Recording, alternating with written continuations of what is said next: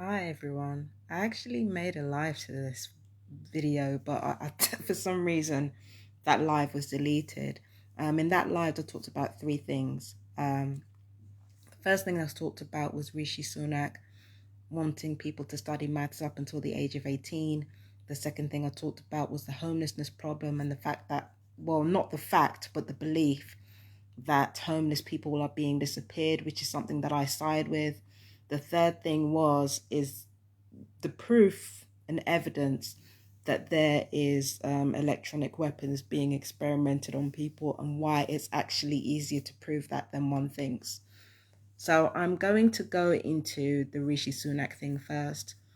What I explained in the later video was that I actually didn't have an issue with Rishi Sunak wanting pupils in schools to study maths up until the age of 18. I think that maths actually has some use. It doesn't matter whether you hate maths or not. Maths has a use. The problem that I actually have is that maths and technology appear to be replacing arts, humanities, and physical education. The reason why I was worried about that is because the arts, especially music, they develop complexity within the brain, right? Because art is very sort of right brained, but music is one of the few activities that actually works all parts of the brain, right? Sports is the other one. So you've got music and physical education, both important for developing complexities within the brain, being sidelined for maths, for technology, all of which are very left brain things and highly dependent upon memorizing by rote rather than actually learning anything. So the point that I was making was that whilst people can turn around and say that it's a distraction, and of course it is a distraction, because as bad as this is, our governments are doing far worse than that. God knows what they're privatizing or what other oppressive legislations they're laying down while they're distracting us with this, right? So whilst it is a distraction that they want pupils to study maths until the age of 18, at the same time they're whittling away arts, humanities, and sports. This is one distraction that I wholeheartedly agree with focusing on. And the reason for this is that whatever the curriculum is in school, it has a direct effect on our economics. It has a direct effect on our healthcare. It has a direct effect on how we work, how we pay our bills. It has a direct effect on everything. Whatever you teach the future generation is how it directly involves, it directly shapes our economic and political landscape in the future. If you are raising children to be highly intelligent drones who can't who are very academically smart but can't think for themselves, or if you're trying to raise soldiers who can't think for themselves, or any type of person who can't think for themselves, you're basically fueling industrial complexes that spell disaster for many vulnerable and marginalized people, and basically takes the humanity out of people in order to have a militarized society in order to compete with other countries. So, trying to boost maths and boost technology, it seems like common sense at first, but then people don't think for themselves. And when they don't think for themselves and they focus on competing with one another in order to appease the few, it leads to disaster. It leads to more violence. It leads to greater poverty, a greater wealth chasm than there already is. And it leads to a society where it's dog eat dog. I know it sounds really dramatic, but I can't see how raising a nation of drones or raising a nation of people who can only think intellectually and academically and cannot think for themselves, I can't see how that's going to pan out well. But then we've got an opposite problem where we've got people who are increasingly religious and increasingly increasingly religious and decreasingly educated. So they're decreasing in the education factor and they're increased in religion, increased in the focus of one area and decreased in the ability to think for yourself because complex parts of your brain are not being stimulated. So this is a very big problem. This is a very big problem. It's one thing if you want to, have music up until the age of 18, as well as maths, or you wanted to have physical education up until the age of 18, as well as maths, but you only want maths and you only want technology because technology is next. And all of this, it has an effect on how we manage our lives in the future, all the way up into the politics or the political landscape in the future. It all has an effect. So whilst this whole pupils studying maths up until the age of 18 thing is certainly a distraction, it's a worthwhile distraction to talk about. So I'm going to leave a link for the article for Rishi Sunak. After this video, I'm going to leave a link. The second thing that I want to talk about is the disappearing homeless. Now, I already posted links on Facebook talking about the disappearing homeless, right? So first there was an article talking about the disappearing homeless in Salt Lake City. And that article was sponsored by the Bill and Melinda Gates Foundation. Make of that shit what you will, okay? So already you know that it's going to be a propaganda piece. So I've posted that link on my Facebook. I'm going to post it, atop this video as well, right? There's a homelessness problem in America. Apparently, the homeless are being rounded up and put into FEMA camps. Now, FEMA is the Federal Emergency Management Agency, and it's a Department of Homeland Security. It's part of the Department of Homeland Security in America. And apparently FEMA have been asked repeatedly to deal with the homeless problem anyway, so I don't understand how it's a conspiracy theory, right? So FEMA apparently have been rounding up homeless people and bringing them into these camps. Now, I don't know for sure whether this is true or not, but I believe this is true. And the reason why I believe this is true is because over here in the UK, people who are mentally ill, who have been diagnosed with paranoid schizophrenia, when they find themselves homeless, the first place they find themselves is within a mental health psychiatric unit. That's why there's beds lacking. Because there is so many paranoid schizophrenic people who are homeless and on the street, even if they're not homeless and on the street, and I'll get to that, they're being rounded up into psychiatric units. Now, this is where it gets dicey, right? I know from personal experience that the textbook definition of paranoid schizophrenia is getting wider and wider all the fucking time.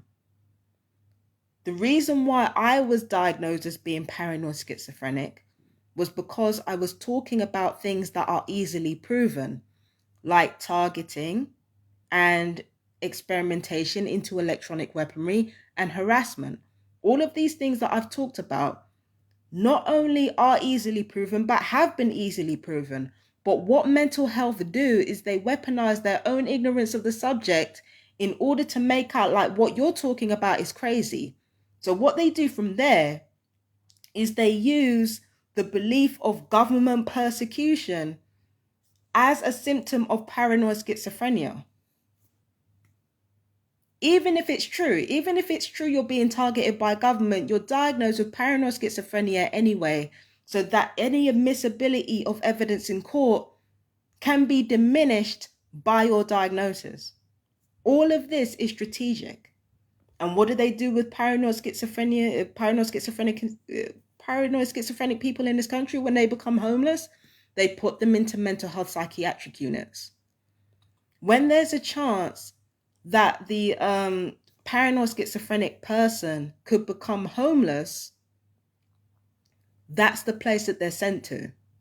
If a paranoid schizophrenic person wants to leave their flat or wants to leave their living abode, again, I've got examples of this in my own life. I've got proof of this in my own life. At one point, I wanted to leave this flat because of the harassment that was going on upstairs. At one point, I wanted to leave. I wanted a surrender tenancy. I said, get me the surrender tenancy. I will move out as quickly as possible. I don't want to live here with these people, right? Next thing I know, the council have called mental health. And it's not just the council, it's people upstairs as well. They called mental health. And what mental health do is, seeing as I've been diagnosed with paranoid schizophrenia, they have put things in place to ensure that instead of being on the street, I would end up in a psychiatric unit instead. This is what they're doing to homeless TIs. Again, you don't have to be paranoid schizophrenic to be diagnosed with paranoid schizophrenia.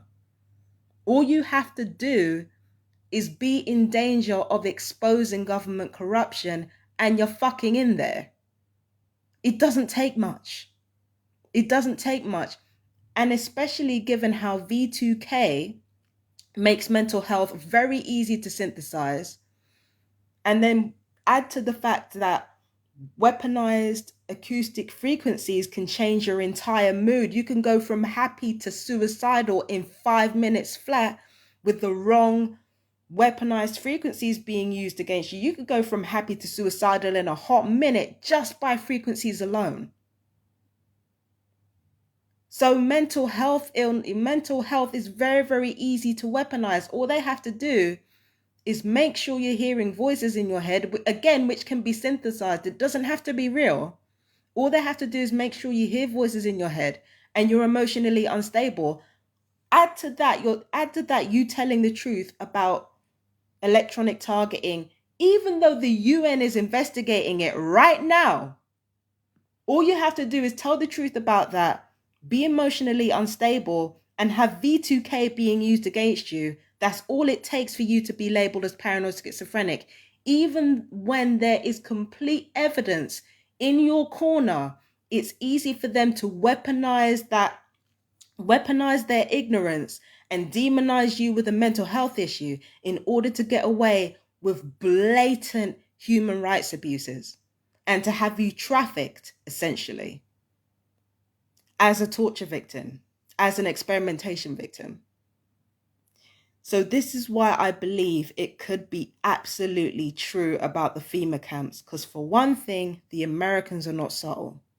When it comes to the brutalization of marginalized people and the disappearance of people who expose corruption, the US have never been subtle. The UK wrote the book on evil. So please believe the UK know a thing or two about subtlety when it comes to doing something evil, but the US ain't built like that.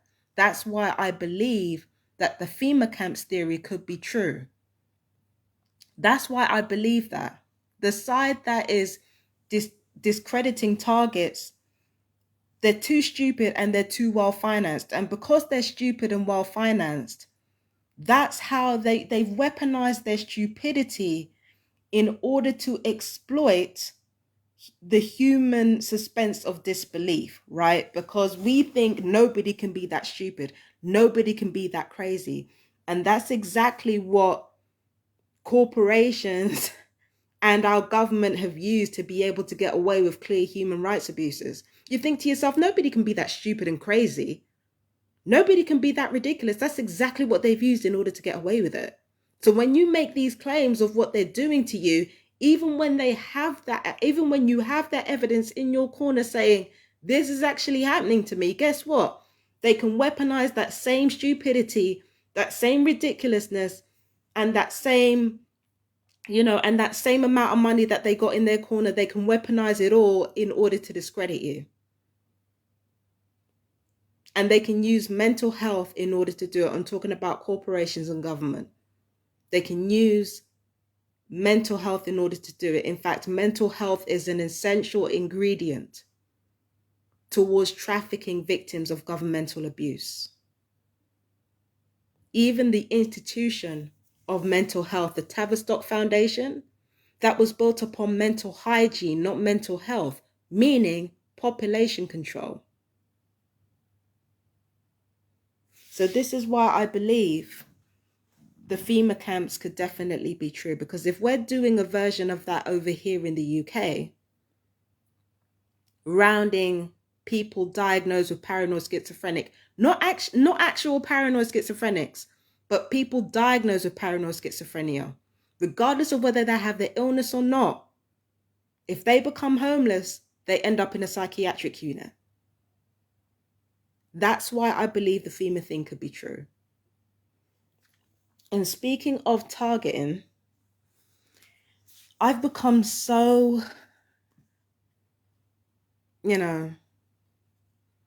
I've become so intent on trying to prove people wrong about my mental health issues, or about, because mental health issues or drug addiction or alcoholism, those three things are often used the most in order to discredit targeted individuals.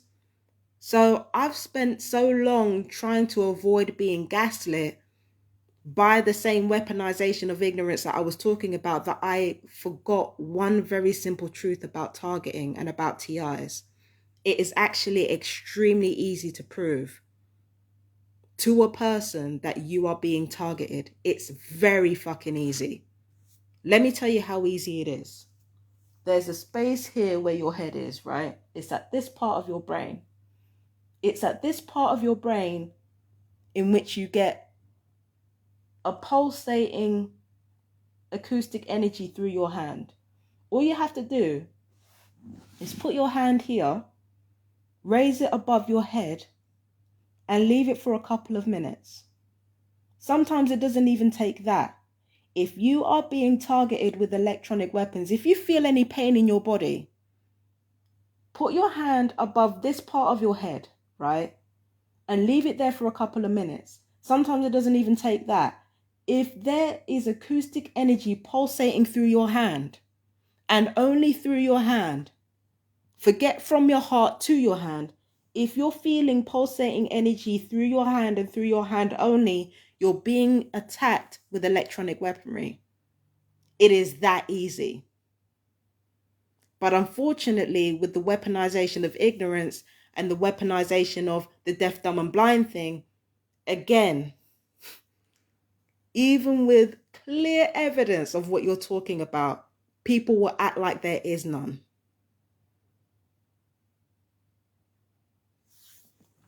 But it's very, very easy to prove. It's very easy to prove. Don't let a damn thing fool you. That's all it takes. If you want to tell somebody I'm being attacked with electronic weaponry, and they say, well, I don't think you are. I don't think you are. Ask them to do this. Do it to yourself first. And if you feel pulsating energy through your hand, ask the other person to do it with you. Put that same pulsating energy right here where your head is. If they turn around and say, I can't feel anything, you know they're lying.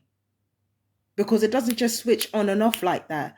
The thing with electronic energy is, or acoustic energy is that it takes a while to stop. It takes a while to wear off. So if you put your hand there and you say there's pulsating energy, and then they put their hand there, and then they act like there is none, they're fucking lying. They're absolutely lying. They're absolutely lying. So that's how you can tell that there are electronic weapons being fired on you, and probably V2K being used on you as well. That is how you can tell that you are being tracked and you are being targeted. Very easy. Very easy. But the way in which delusion is weaponized, that can have you forgetting. It can have you forgetting, and it can have you wasting your time trying to argue with people who already know you're telling the truth and who are using lies to join in with your trafficking and target you.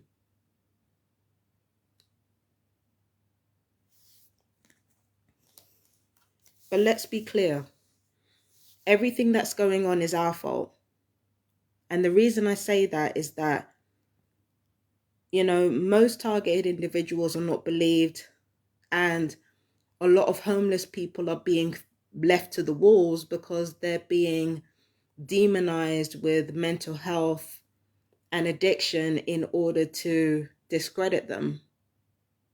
A lot of homeless people are veterans that have come home from the war and haven't been able to find the means to survive. A lot of people on the street are university graduates. A lot of people on the street could be grieving for their loved ones. But even if it was the case that homeless people were simply mentally ill, and drug addiction got them where they are, or alcoholics got them where they are, why as human beings would you judge them in the first place? Why would that make any of us less sympathetic towards them? I don't understand how we have sympathy for the worst people in the world who do awful things to people, and yet we can't spare one sliver of sympathy for people who hurt themselves. It's because for all our attempts at civilization, we're really just fucking animals. We're really just savages. It's only the strong that survive. So we don't have the sympathy to give to mentally ill people, and we don't have the sympathy to give people with addictions. And as long as we don't have the sympathy, those things can be used to effectively demonize true victims of trafficking and governmental abuse.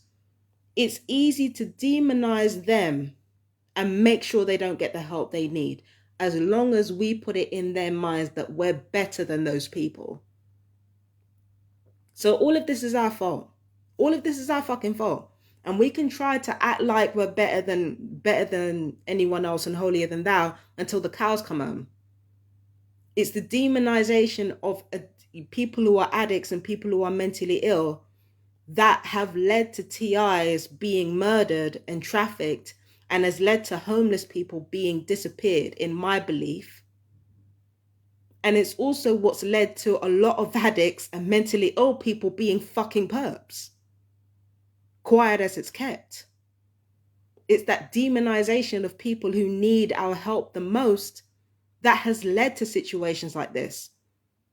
The fringes of society don't just disappear because you don't want to pay attention to them. There are consequences for that shit. So yeah, this is all our fault. Don't let a damn thing fool you. It shouldn't take, somebody being, somebody having potential for a normal life in order for us to feel compassion. Sure, have boundaries, but having boundaries is a very different enterprise from having a lack of compassion. It's everyone's fault. It's everyone's fucking fault. Don't get it twisted. Do not get it twisted.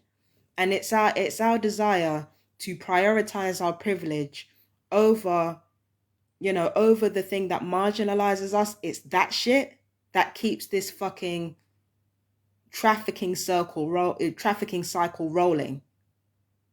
It's exactly what makes trafficking thrive. It's exactly what makes these crimes thrive. It's our fault. But anyway, I gotta go.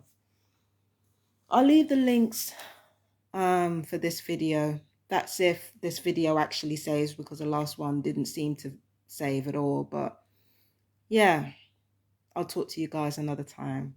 So peace and blessings, my fellow TIs. I love you. Stay strong. You know what the deal is. Bye-bye.